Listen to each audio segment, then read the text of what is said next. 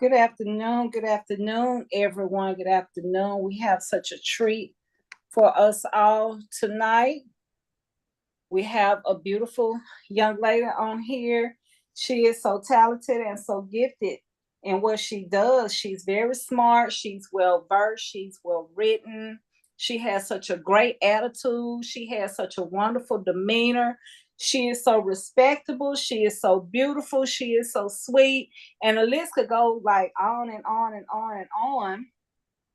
I don't even feel like I should have to say anything else after that. But this is just truly who she is as a person. But I want to introduce Miss Ariel B. Galloway, or is it Ariel? I never asked you. Ariel B. Ariel B. It's like the So, just like the what? Little Mermaid. Okay. So I'm gonna read you all a few things about this beautiful queen. She graduated from Jackson State in 2020. She is a pandemic graduate. So we know that clearly was not easy. She earned her bachelor's in journalism and media studies.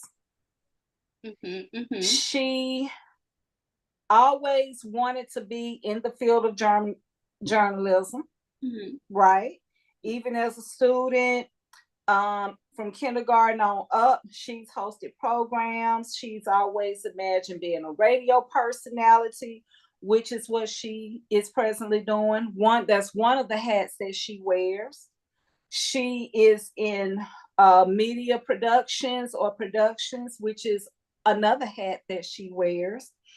She's always wanted to be into hosting, which is one of another hat that she wears. And even with her wearing all these different hats, even with her going to school, even with her getting her degree, she still felt like she needed to move forward and do something more. So she decided to move forward in that. As her moving forward in that, she has worked in productions as a sound girl. She was an intern WJSU, and we know that's Jackson State School and Curve Radio Station. She worked productions and marketing at WUSJ, Your Country US 96, and Y101, Jackson's hit music station. While in promotions, she did remotes for both stations. Wow, you did remotes.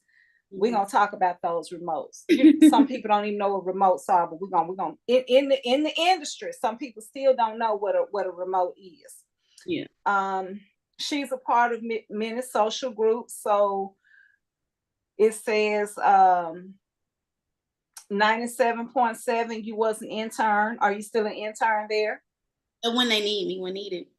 Okay. That's awesome. Key to the City podcast. You're a co-host. Yes. Okay. You're still a photographer. Yes. And you're a videographer as well. Yes, ma'am. I skipped that part. And the Jackson Indie Week. Jackson Indie Music Week, Third Coast Radio, podcast, whole lot of music podcasts. So I'm everywhere. So let's talk about with you. I want to start with radio with you. Mainly because I want to talk to you about radio because you understand radio for what it was, even though you're young, but you still would have to have a lot of knowledge truly for radio for what it was versus radio where it is now. So do you see like, is it the same like when you deal with radio from like a local station versus uh what kind of stations they call them when they not, what are they called? What are the stations called? Like 97.7 will be, a physical local, would be physical like and local type thing. Yeah, so if somebody has like a radio station that's not physical or local, what would that be called? It could just internet radio. Internet radio, that's the word I'm looking at for. So how would you view old traditional radio, and I'm not calling people my age and older old, versus the internet radio now, what type of similarities do they have? I want to start with the similarities. So the similarity is that no matter if it's internet radio or if it's actual a physical location, everybody listens to it. Whether it's on Spotify or 97.7, 99, whatever it is, people still listen to the radio. It's still an information based circuit. So you're looking for some type of information, especially if it's local. It may be something going on in the news. Like, so if everything went down in the world, let's say everything went down, you will still have those physical radio stations that will be able to get those important messages out. So that's the most important thing. Okay. With the similarities, it's still an information based unit, I guess you could say. The biggest difference is when you're at an actual radio station, a song may come on every 15 minutes. You know, they're trying to keep you in that circle of continuing to listen to their station. Versus a streaming service or internet radio, you might not hear it as much, or you may be able to go back and listen to a specific song. So let's just say you're an artist and you are on an internet station. And your song came on at 6:57, and let's just say you missed it. In some instances, you'll be able to go back and rewind and listen to that portion of whatever your song was. Versus if it's radio, you might not hear it again. You might just be word of mouth. So that's the biggest difference between like an internet radio and the physical radio station. Okay. So let's talk about the differences. In what way would the internet radio, which is a lot of concern for a lot of people over a certain age, because they don't want to download these apps and have issues with privacy concerns. What ways outside of being able to rewind, if you listen to a streaming service or internet radio, what beneficial ways, what are benefits of the internet radio? Internet radio is real, what's the word I'm looking for? When you're using internet radio, it's just microwave generation. That's what I'm looking for. It's accessible. You can do whatever you want to with it. You can do streams with it. It's more of it's not a tangible item. You can see it. You can see what's going on, what comes on before, what will come on after, during. It's just accessible. With the radio, frequencies. So if we're in Jackson frequency. So don't quote me on the number because I really don't know. But Jackson frequency maybe can only get up to 10,000 people. So that may service the area from Jackson to Ridgeland. Versus streaming is worldwide. So people in Asia can listen the same time that you're listening to right now. Another thing with radio is it's quick to get out. So for some radio stations, I'm using 97 as an example. Commercial. Let's just say you have something going on, you want to get a commercial out. You can go to the radio station and say, hey, can you cut this for me? And I need it on in the next 2 hours. And they may very well say yes.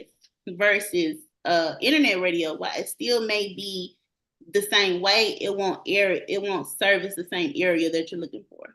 So if you got a promotion if you got a club that's opening up in the Jackson metro area and it's on a streaming service, people in China are not going to be able to go. So while it does widen your audience, it may not be the target audience that you're looking for. And while we're talking about audience, I am glad you mentioned it because you deal with producing and production as well. Mm-hmm. So you may have people, artists. It could be a church. It could be a for-profit or non-profit organization. It could be a business. A lot of people that may deal with their marketing and I'm not being funny, they're older school marketing, they're more likely to go to the physical stations. But a lot of these older people say they're trying to connect with the younger people. A lot of younger people are not, even these cars are not made. So what is your insight or advice on that, or what is your message to those people who may be attempting to throw events and they're not hitting the target market, or they're not willing to get outside of that comfort zone? It really just depends on what you're trying to get out there. It's a base by base. For example, Jackson has always been a walk-up city, meaning that you may not have the best sales, but the day of, that's where you're going to get the majority of the people to come out. We might not be the best at marketing. We're very much word of mouth. So if you have an event, while it may benefit you to go to the radio because you will get those target audience, maybe people from 24 to 35 you'll get. But if you're looking to get a younger demographic, you may need to hit up the social media sites, Instagram, Facebook, TikTok, especially TikTok, and just kind of tell people what the event is about. And this is the biggest thing. If you're selling products, you're not looking for people. People are looking for you. A lot of people say that everything is oversaturated. I get that, but at the same time, you will go to a million stores to get a specific kind of bread. They sell millions of loaves of bread, but you will go to a specific store to get the one that you want. So if you're selling an item and it's tangible, or maybe not tangible, but you're just selling something, a product, and you're like, oh my God, I can't get someone to buy my stuff, it's because they're looking for you. You're not looking for them. With that being said, you can still do marketing though. So if you sell soap, you may want to get in the shower, make sure you got some undergarments on, and show you using the soap and why it's beneficial. If you're a hairstylist, we need to see you doing hair. One thing about this our generation now is we're real personable. We want to know what you're doing. We want to be in your life. Take us on the day-to-day. Hey, you do taxes. What is it like in the tax office? We want to see that. You sell cars. What is it like in the car industry? We want to see that. So took a lot of advice, but the main thing is the audience is looking for you. You're not looking for the audience. And two, in some way, shape, or form, be personable. And this is one more thing that I promise I'll stop. Keep going, keep going. Don't stop. Keep going. I know somebody says, but everybody sells it. I don't want to sell it. And it's, I understand that you're saying that they'll go to a store for a specific brand, but I'm still not comfortable. I still don't want to do it. Do it anyway. Do it anyway. And when you do it, it could be one thing that make you different from somebody else. With me, I'm more humorous. So I like to crack jokes. I like to talk to you on a level. Everybody has a story. Everybody's story is similar. The only thing is yours may have happened a little bit sooner than mine, but we all have a common denominator, and that's the story. I'm more personable. How you doing today? What's going on? So that customer is willing to shop with me because I'm personable. I want a customer. You're more straight to the point. What you want, what you need, and here it is. You're going to get those clients because they're like this. We ain't talking about this, what we talking about. So once they looking for you, you're not looking for them. And once you find them and you treat them right, they'll keep coming back forever. And that's the thing I think people fail to realize. Everybody is not for everybody. I got a friend girl that would say that I got a friend girl that's a hairstylist, and we kind of talk jokes about each other peoples, right? Like, you need to keep your folk over there. And shit, you need to keep your folk right there. But but then you just confirm something that she would always say, because everybody is not for everybody. And I think sometimes people forget in marketing, and thank you for talking about marketing, because so many people venture off in different businesses, especially the music industry. But regardless, whether it's fashion, whether you're selling insurance, people don't want to market enough. People don't want to, they don't want to push, and then they don't want to take these things into consideration. But it's some things that people clearly don't know, because just listening to you talking in hindsight, by default, I never looked at it from the aspect of, I'm not looking for people, they're looking for me. Mm-hmm. So I've never taken it into consideration. So, thank you for sharing that, because people do need to know that, and people do need to understand that. Not per se saying, okay, y'all, this is what y'all got to do. This is just a suggestion. She's just making it aware. Okay, certain generations tend to flock to certain things, and she comes from an era to where they are truly personal, and we know that they're personal. And these are things and considerations that we truly have to take in consideration.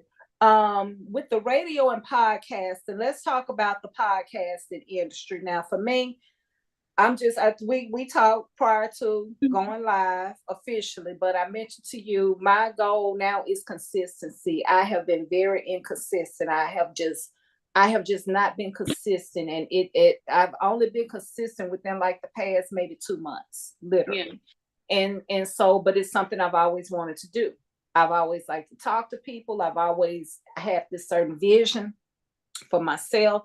I had to pull myself back, and I had to remind myself that no matter what it looks like, I have to keep moving forward. So but you clearly are somebody who's truly aware, and you're very you truly have a background, clearly you have a background, and your background goes back way further than what mine would. It's not about the age. You have a background in doing certain things.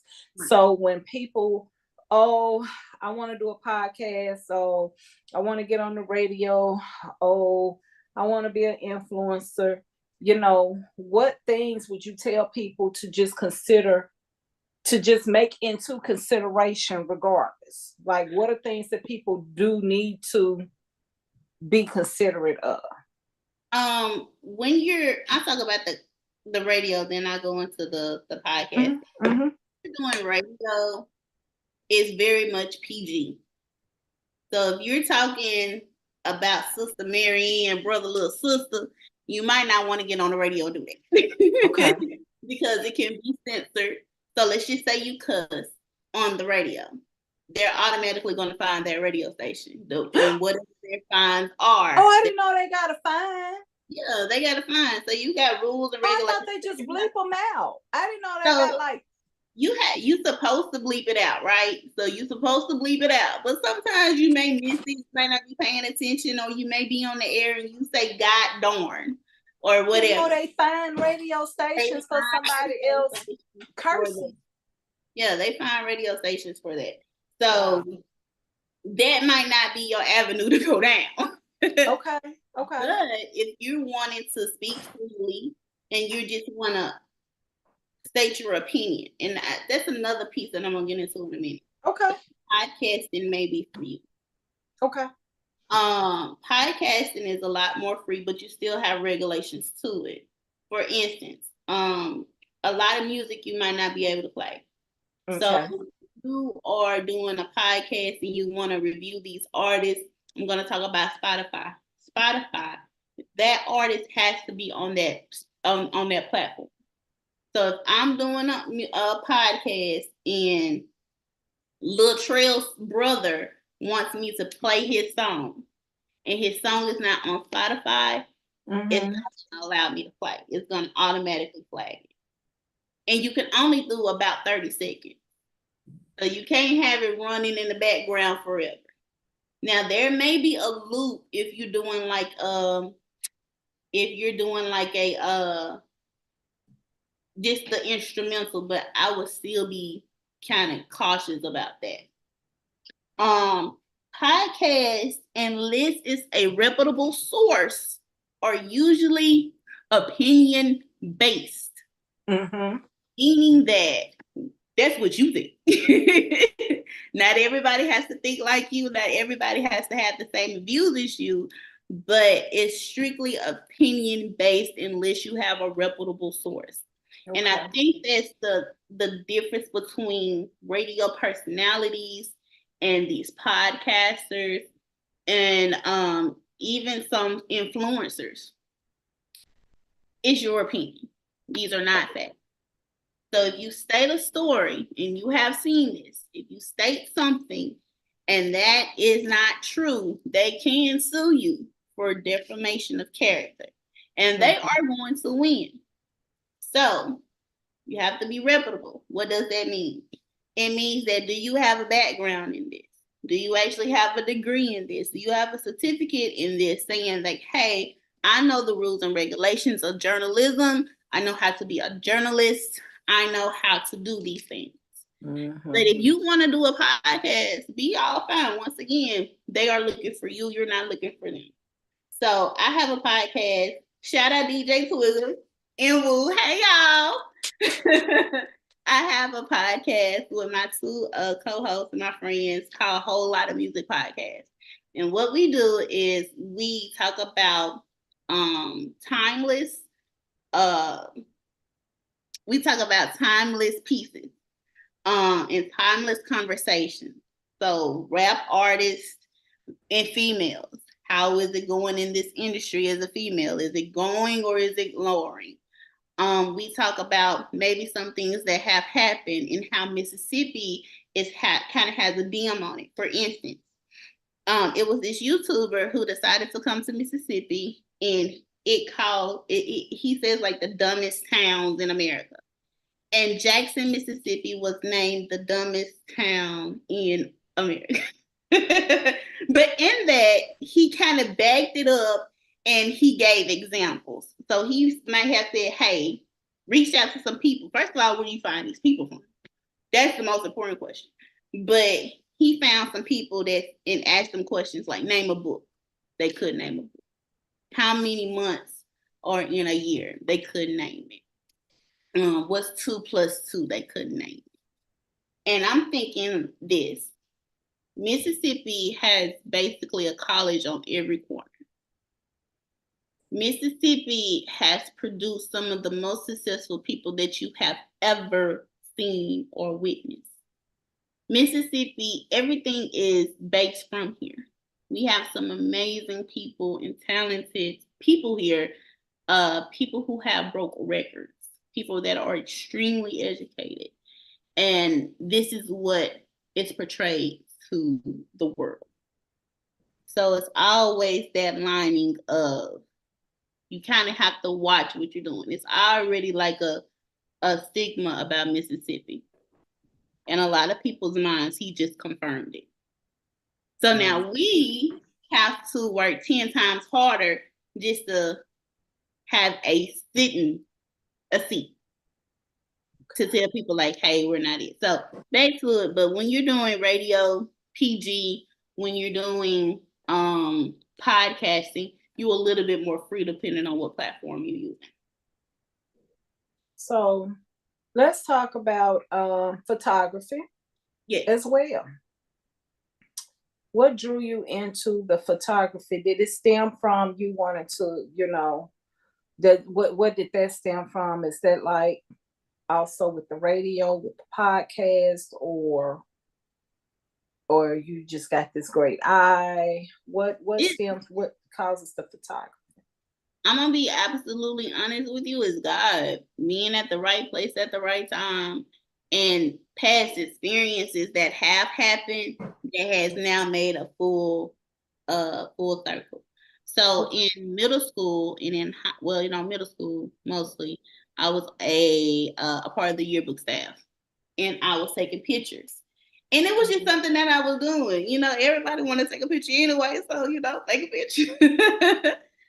So I was the yearbook staff. I was the photographer, and I did that for about 2 or 3 years, like the whole time at Chastain.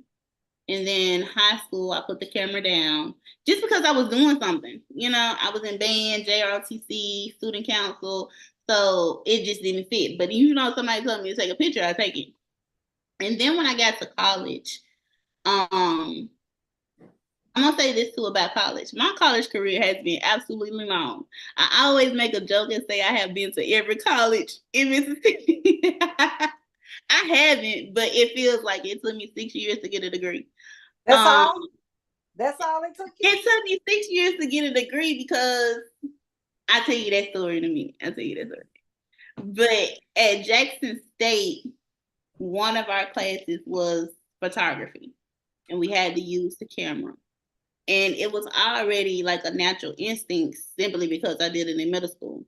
But there I learned the rule of thirds. I learned how to do lighting.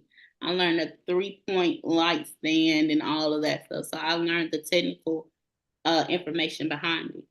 Okay. And so I just started taking pictures. And my friend, she was like, no, I got a camera. And I started taking pictures. And here's where it happened.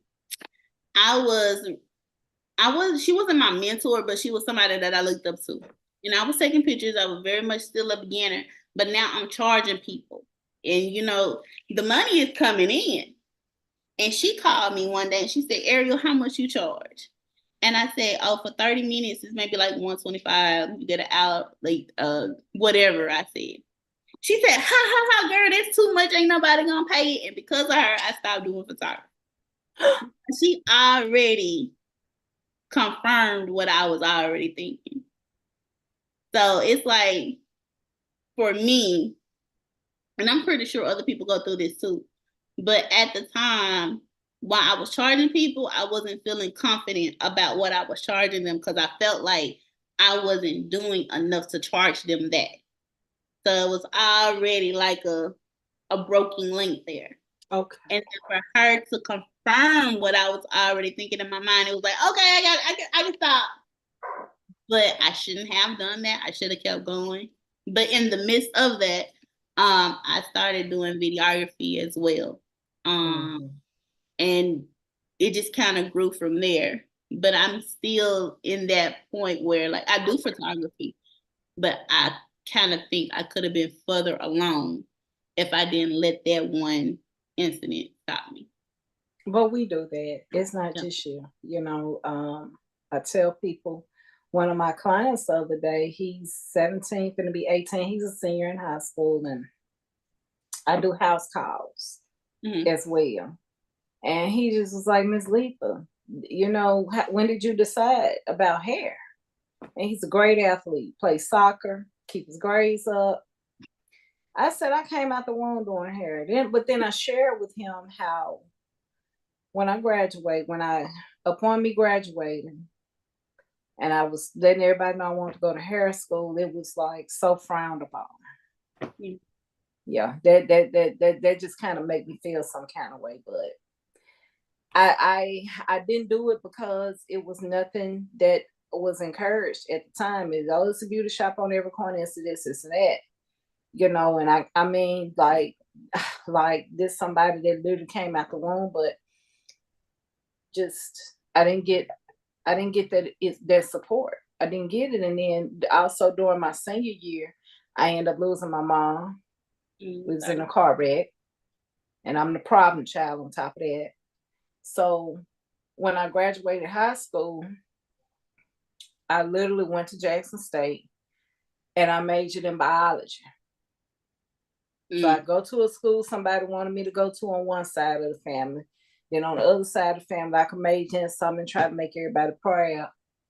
And I was at Jackson State 3 years and I changed my major to business. That alley cat, wherever they got them dead cats from, in that biology lab, that was enough for me. I knew that ain't what the Lord told me to do.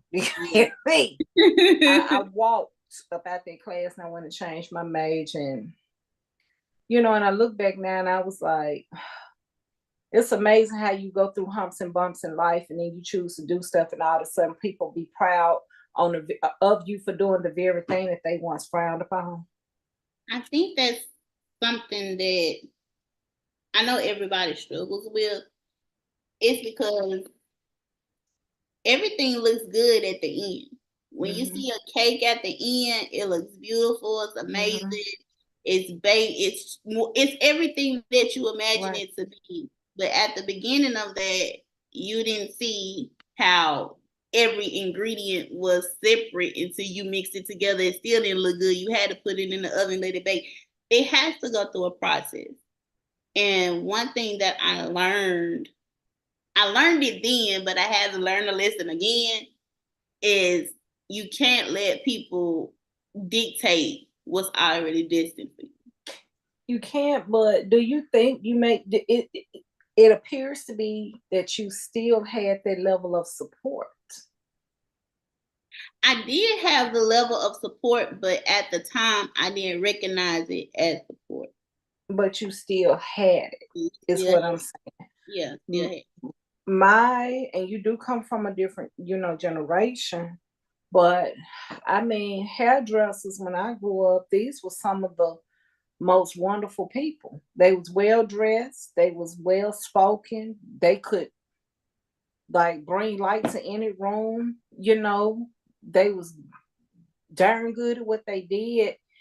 But this is not me coming down on anybody at all. Life in 2020, that year taught me, because my daughter graduated high school that year. I learned a lot about being less overly critical and more supportive, because whether I think it's destined or not, right? Whether if you decide today you're gonna do one thing and next week do something different, for me, I had to learn that just support people if they're not out here causing no. My thing is now, if you're not causing any hurt, harm, or danger to yourself or to nobody else, that's my thing. If you're not doing those things, and so a lot of people struggled with that. And then you sit in an era where social media is truly here. You got digital TV now. Like, you got to have the Wi-Fi almost for everything. And you walked into something, regardless of what flaws or whatever hiccups you may have had, I still commend you. But I also commend those who supported you during the process, because sometimes people miss the fact that the support means a lot. So this is not to you. This is to those parents or caregivers or aunties or uncles or older cousins or older siblings who may be bringing somebody along. It makes a difference when people have support, because when you feel like you got support, even though you said you didn't look at it like support then, but once you start feeling like you had support, you're more likely to confer. You're more likely to get an opinion. You're more likely to call and get some advice. Yeah. When you feel like you ain't got no support, honey, you just out here winging. Yeah. And the one thing that I commend my mom on it, she always told me, like, hey, you can do it. You're talented.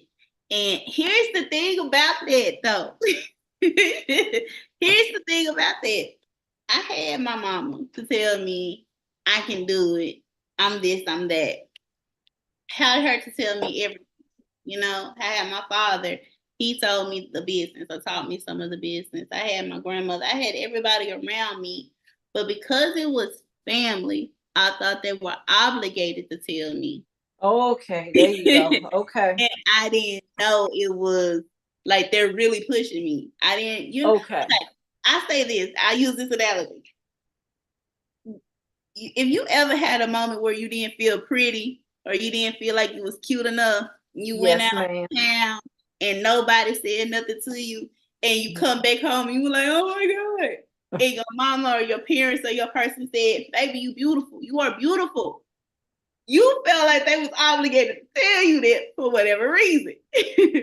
But when the outside world didn't reciprocate that, it's like, okay, maybe something is really wrong. Maybe I really don't have talent. Maybe I really don't. Maybe I'm really not that pretty. Maybe I'm really not that smart, because you're not getting it from strangers. You're getting it from, or it could be vice versa. So that was another thing that played an issue. I've always had it, but I thought they were obligated to film. Obligated. Okay. Yeah. See? So let's talk about the Jackson Music Indie Week. Let's talk about it. So Jackson Indie Music Week. I heard you have a conversation with a young lady a while back, and you talked about the importance of networking. Yes. So let's talk about the Jackson Music Indie Week, if you don't mind, the purpose, and maybe some of the importances with local people being more so networking and supportive wise. So Jackson Indie Music Week, also known as Gym Week, happens at the top of the year in January. It's usually the second week in January. It's some amazing people that I work with. Brad Franklin, Kamikaze, Danielle, Rachel, Aaron, Scotty, DJ Twigger, myself. I feel like I'm missing somebody. Caroline. It's an amazing team that puts together this festival every year, 7 days around the city. And it's a place where people can come. Well, they have to be accepted. They put in an application, listen to their music, and they're selected. But it's showing local talent or indie artists. They don't even have to be from Mississippi. We have definitely had some performers come from out of the state.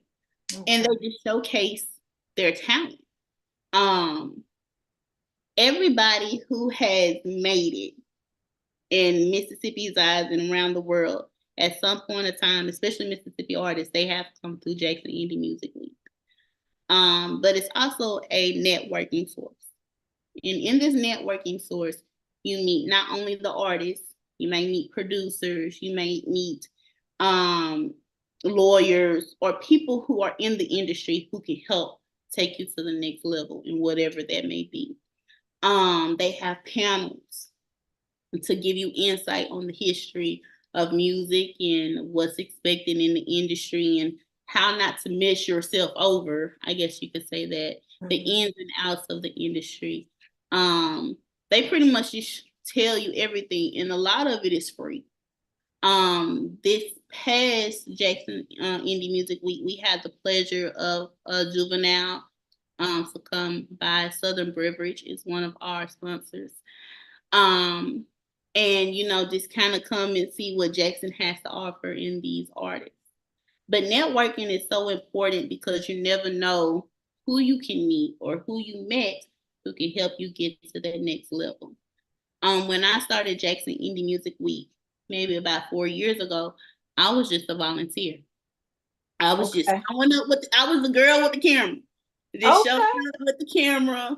I was Caroline. That was the person that I worked with more than anybody at the beginning. She was like, hey, you'll just take pictures and just do your thing, send it to us. So I did it for free because I wanted to. The next year I got called back and I was like, the next year I believe COVID happened. But even in that, they still had some things going on. And I contacted her and said, hey, do y'all have some room for another volunteer? I would love to be on. She said yes. And then that year I ended up being on the staff. So they promote within. And then I'm the social media coordinator for that. So I do a lot with the social media pages, videography, photography, all that stuff. But you started out, I'm not, hold your thought, but I want you to repeat this. You started out with something that started with the letter V. What is that word called again? Volunteer. Explain to people what it means to volunteer. Volunteer is giving up your personal time to do something else. Whether that's feed the homeless, maybe volunteer at an event, it's giving up your personal time to do something else. Okay. Some of it is paid volunteering, some of it is free. But the most important thing out of volunteering is the connections. The most important thing about volunteering is the network.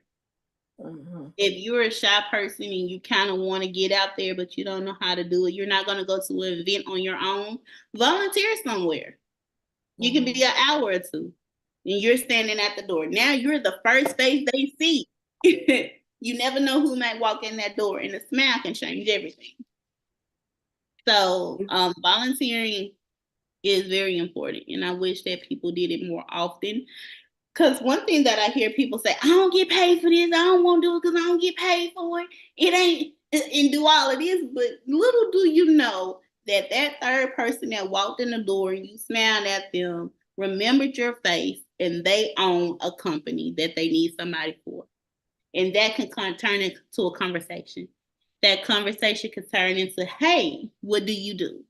That can turn into a job. That can turn into a friend. That can turn into a colleague. That can turn into so much more just because you were standing at the door telling people, hello, come in. So that's what I mean by you really never know what may happen just by volunteering. But yeah, I started off as a volunteer, but I've always volunteered. I was a teller at Wells Fargo. They had a gala that they were a part of, that they were sponsoring, and they needed people to be volunteers. I volunteered for that. I got fired from a job, and I was already I already put down my name to volunteer. And instead of being sad about being fired, the first question I asked was, "Can I still volunteer at the gala?" and I was permitted you to. You did that? Yeah. I told y'all she was awesome.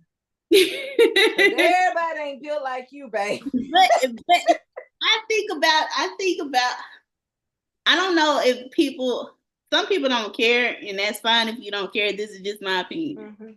One thing about me is I don't mind. I really don't mind. I don't mind helping. I don't mind going the extra mile. That's just who I am as a person. So it was just, okay, cool, I'm fired, but I can get another job by volunteering. And they see my face. I can get a friend to make a connection. So for me, it's all about the connections and the networking. That's the most important thing to me. Wow. And oh my gosh, like even more. Wow. And you truly are a good person. You're just a good person at heart. But you're welcome, but you are truly an awesome person. And I think that the reason I wanted you to piggyback on the word volunteer, I can't remember who I heard it say, but somebody mentioned to me about they would volunteer to do stuff at little shows and stuff. That's how some people, got started out, and it could be anything. And I think we forget that we always want to run, and there's nothing wrong with getting paid, people. That's not what I'm saying. But sometimes we forget that when part of networking, you do have to give up your time. You do have to make the sacrifice. And we get lost in that. I would say this too: the power of networking. You had somebody on your show that I was fortunate to work with. This was Luga from the Hood Idols. I volunteered with him at one of his shows. And it was a lot of underground artists that were there. But even some of those underground artists have now made it to, I guess you would say, mainstream. Right. And so I see them again and be like, hey, I remember you. It's a connection. So now they're willing to do an interview with me. Now they're willing to sit down with me because we had that connection rather than just being a fresh face. And let's just say if I ever needed anything, maybe I'll be able to call one of these people up that I have the pleasure of working with and say, hey, I need a favor, can you? And they may just be a little bit more receptive to it because I volunteered or because I'm a familiar face. So there's so many opportunities when being a volunteer. And that's a blessing. I want to get you to touch on something that a lot of people struggle with. Many people have different things they like to do, and they don't know how to balance. I want you to touch on this before we close out. They don't know how to balance work with other stuff. They don't know. Many people are caught stuck, feeling forced to make a decision between the two. Not me, not no more. So I don't go in that category no more. But many people feel like they have to choose maybe the job over this because this is not doing what they want to do. I'm not trying to put words into your mouth. I'm not. But if it's something or something encouraging, though, you could give anybody who truly has a desire to do something, who may be trying to balance work with whatever it is that they may want to do. What would that advice be? Do what's best for you and be realistic. Because there's a difference between actuality and reality. There's you need to say that again, though. there is really a difference between actuality and reality. There's really a difference between the two. I shared this with you. I wanted nothing more. Okay, so I graduated in 2020. While I had my business, I wasn't making the money to sustain my lifestyle, the bills or anything. So I've always had a job. Even now, I have a job to support my business. So I have my business and I have 2 more jobs. But I wanted nothing more to be in my profession. I wanted to be in my profession so bad that I was willing to take anything. And I took a job and I left my full-time job. Okay. While I was with them, I'm not gonna lie, it was real corrupted, and what I thought it was versus what it actually wasn't lining up. But I was in my profession. I was in my career, what I wanted to do. To the point, what I wanted to do, while it was paying the bills, I was miserable. Okay. So I had to make a decision. Do I want to be in my profession and be miserable, or do I want to be equal? So I decided to leave that job. So not only am I miserable, I don't have the money coming in either. So I'm on a player. I'm on an even playing field. But what the playing field I'm at, I'm not trying to be. I'm trying to be up here now, but up here it ain't matching. So I was like, okay. So now I'm doing any and everything for not only my career, but for my finances as well. In the midst of that, I'm still in my profession, but now I'm getting opportunities. Okay. So okay. It's going like this. It may fluctuate, but it's definitely going like this. Right. Okay. And I had the opportunity to travel, work with Quaker Oats. I worked with GM. I've worked with L'Oreal. I have worked with companies. And while I wasn't behind the scenes, I was a key player in whatever it was. So now I'm not miserable no more, but the money still ain't there. I bet the money is still out there, right?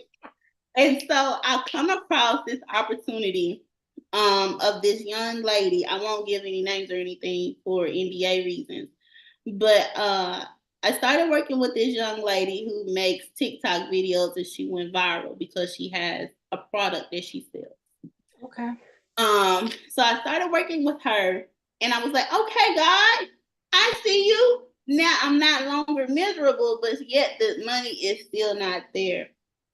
So I said all of that to say that a lot of times it's going to fluctuate. Mm-hmm. It's definitely going to fluctuate. It's still fluctuating to this day. Do I have all the answers? No. Am I still very much on the struggle bus? I ain't on the bus, but I'm definitely right there at the step getting on to the bus. It's definitely a learning curve. I'm still learning. So the advice that I would give is be level to whatever point you can be. Do some. Money will always be there. You can always get money. How is your sanity? How is your mental health?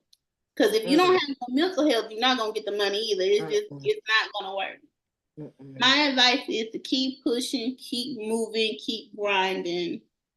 Don't let anybody tell you that you can't. As much as I'm a millennial, and I'm living in the microwave era where I want everything fast and in a hurry. Success don't work like that. So if you want to be in this world or whatever that you want to do, especially in the social media era, you have to understand that everybody that went viral had a beginning. You may not have seen that beginning. Now you do have people that just come up overnight, but they don't stay there for long. So if you want to be in this profession or whatever it is that you do, it's a ladder that you have to climb. And that ladder is not straight up. It don't do that. You may be up for 6 months and down for 2 years, and then up for 13 and then down for 20. Or even it fluctuates.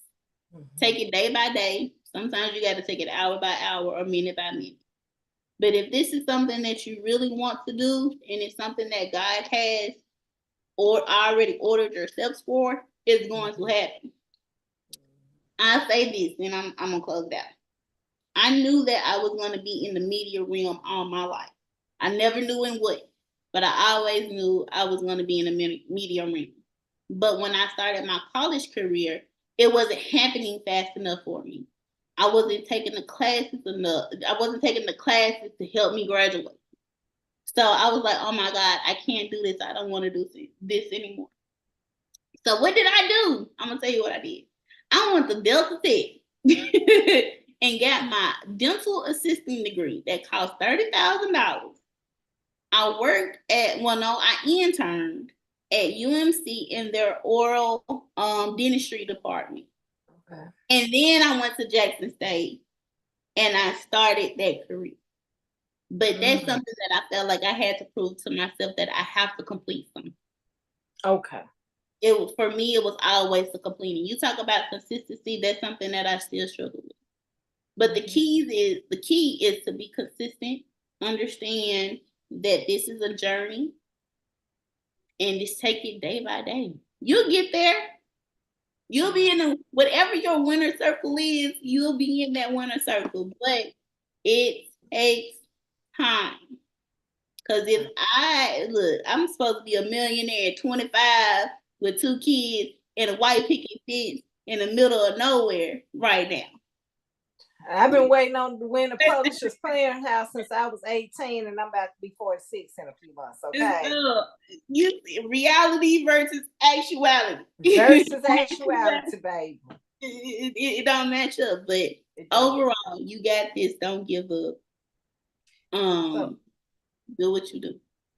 If you could tell people if they needed like a videographer, photographer, if they needed you to come host, they needed you to do anything, not for free, people. I'm going to ask you all to pay her for her services. Thank you. What would you ask? You're welcome. How are people supposed to contact you, beautiful? Oh, thank you. So 2 things. So this is where marketing comes in place. So usually I have a shirt on that says I am, and in the back it says Ariel be the media plug. But I don't have it on today. But marketing, if you're not a talker and you don't like talking to people, but you want people to buy your stuff, you see that? I am Ariel B. What does that do? It gets people to talk and to ask what you're about. Let's just say that you have a business and you always forget your business cards. You don't know where your business card is at.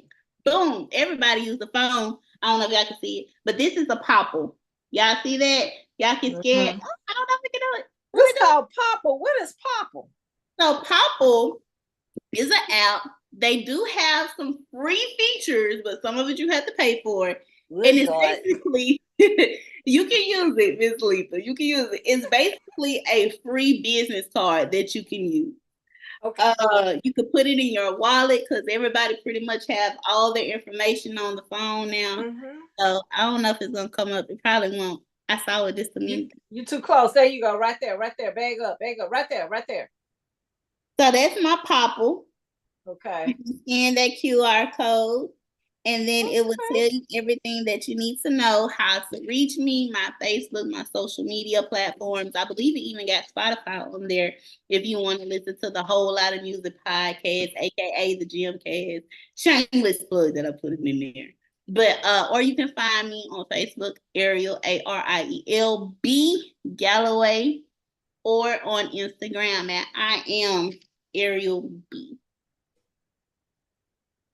That's me. Well, I thank you so much for allowing me the time. This is a privilege for me. It's such a privilege, and hopefully, this is not the last. No, And no. So but much. I'm so grateful that you even allowed me your time, and I'm truly grateful. And when I tell you all that she is truly a genuine, just nice person, she's just a nice, genuine person. But I thank you. I will be in contact. Thank you so much. Thank you, Ms. Letha, so much for allowing me to come on. Of course, we're going to have to do this again. Thank you so much. It was a privilege and an honor to be interviewed by you. Thank you, beautiful. I appreciate you. Have a good evening and a great week, okay? Yeah, you too. Okay, bye-bye.